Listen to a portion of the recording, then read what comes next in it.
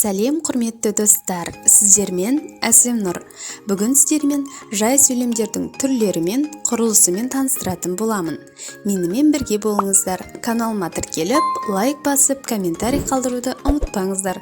Қоңырау шанында басып қойыңыз. Менен келген әр хабарлама, әр жаңа видеодан хабардар болып отырасыз.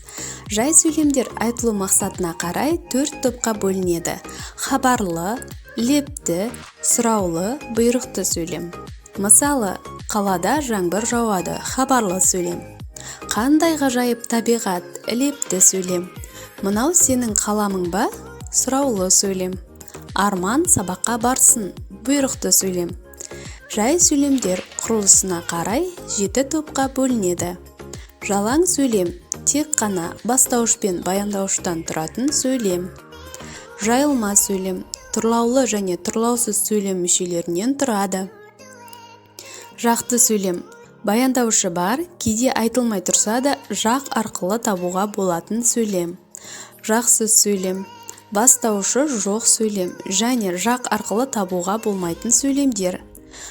Толымсыз сөйлем дегеніміз айтылуға тиісті тұрлаулы я тұрлаусыз мүшенің біреуі түсіп қалған жай сөйлемнің түрі.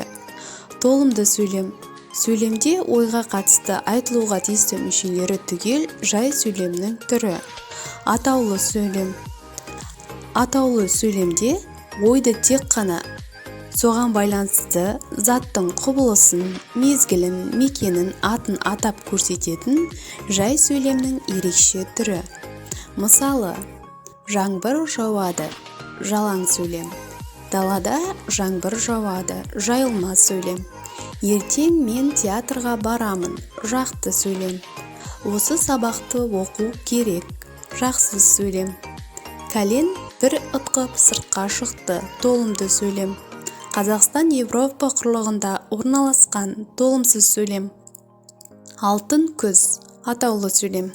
Сіздермен болған Әсем Нұр. Келесі тақырыбымызда құрмалас сөйлемнің оның түрлеріне тоқталатын боламыз. Каналыма тіркеліп, лайк басып, комментарий қалдыруды ұмытпаңыздар. Назар қойып тыңдағандарыңызға рахмет.